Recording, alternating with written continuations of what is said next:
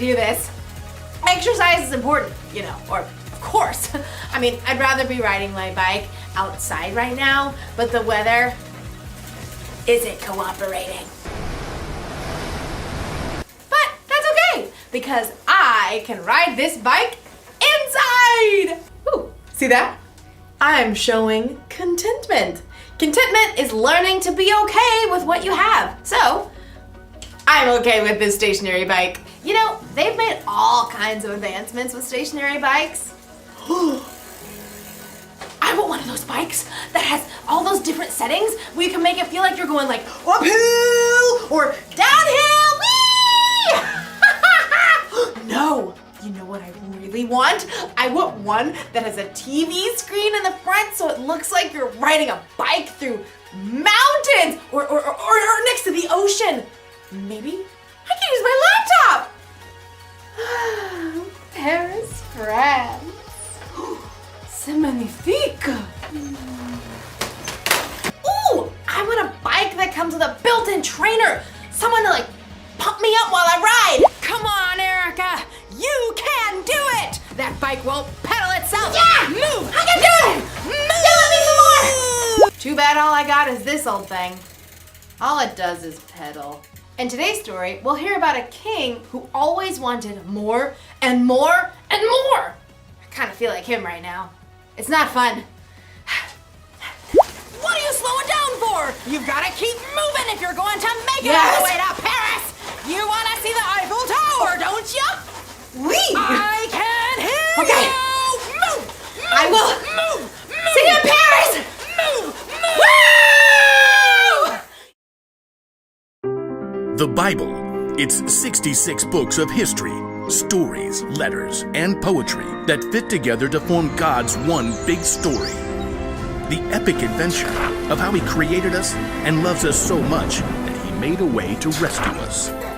As we travel through the Bible, from Genesis to Revelation, we discover people who met God and found their lives changed forever. Now, for an amazing story. Inspired by the book of 1 Kings, chapter 21.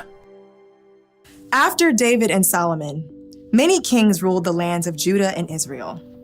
Some of them listened to God, but most did not. King Ahab was worse than any other king of Israel before him. He only thought of himself and did exactly as he wanted to do. Do exactly as I want. Yes, Your Highness. What do you want? 4 calling birds, 3 French hens, 2 turtle doves, and 1... Oh, it escapes me. Just bring me some pears flambé. No one ever said no to King Ahab, not even his wife, Queen Jezebel. Am I the most fabulous king to ever rule this land? Yes, of course, because you have me. King Ahab was certain he had everything he could ever want. That is, until he took a drive into the neighboring town of Jezreel. Ooh, just look at that lovely vineyard. It is perfection. Stop at once. King Ahab examined the green leafy vines and the heavy bunches of grapes. What fantastic fruit. The soil must be excellent. You, over there. Who? Me? Who, me, your majesty? Who, me, your majesty? Of course, you. Do you own this fine vineyard? I do, your majesty. Excellent. You must sell it to me at once, and I shall turn it into a vegetable garden. No. Excuse me? Your majesty? I'll pay good money.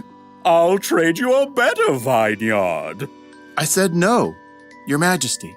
May the Lord keep me from giving you the land my family handed down to me. You... what? No. King Ahab was enraged. When he returned to the palace, he threw himself down on his bed and refused to eat anything, even date cakes dipped in honey. Why are you in such a bad mood? Why won't you eat anything? Naboth won't give me his vineyard. Oh, snap out of it. You're the king. I'll get you that vineyard. Queen Jezebel was just as bad as her husband, or maybe worse. She wrote a letter to the leaders of Naboth's town. Here is your mission, which you must accept. Number 1, announce a special day and give Naboth an important seat. 2, have 2 bad guys sit across from Naboth and claim that he cursed God and the king. 3, drag Naboth out of the city and throw stones at him until he dies. That should clear. Queen Jezebel sent her message, and the leaders of Naboth's town followed it to the letter. Tell the queen, mission accomplished. Queen Jezebel was delighted by this terrible news and immediately went to find King Ahab. Oh, woe is me. Naboth won't give me. Get up! Take over Naboth's vineyard. He's dead. What? Mine! All mine! King Ahab ordered his chariot and set off at once for Jezreel. We'll rip out these annoying vines, plant peas, parsnips, potatoes. But even as Ahab garden partied, God spoke to the prophet Elijah.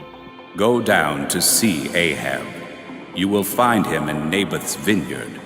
Ahab has gone there to take it over. God gave Elijah a special message for the king. Elijah had faced Ahab before and knew the king would not be pleased to see him. Okay, here goes. Elijah traveled to Jezreel and found Ahab in the vineyard. Pull out that row of vines. Dig up the soil. King Ahab. The king turned. His eyes narrowed as he spied Elijah. My enemy, you found me. The Lord says, haven't you murdered a man? Haven't you taken his property? No, not me personally. And now he doesn't need it anymore. So You've done what is evil in the sight of the Lord. The Lord says, I am going to bring horrible trouble on you. You have caused Israel to sin. Oh. For once, Ahab listened to a message from God. He tore his clothes, a sign of great sorrow for what he had done.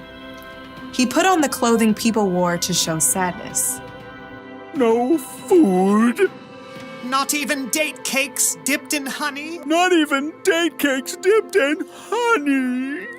King Ahab and Jezebel had made themselves miserable, taking more and more. And in the end, both of them paid for it.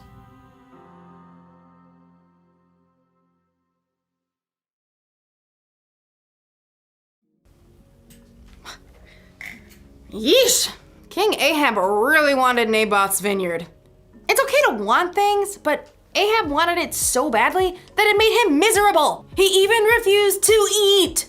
Has it ever happened to you? Have you ever wanted something so badly that it was all you could think about? Maybe it made you like super sad when you couldn't get it. Or maybe you threw a tantrum. If that sounds like something you might do, you may need a little help with contentment. Wanting things is fine. It gives you something to work toward or to look forward to. But when you want more and more and more and more, it can make you feel like Ahab.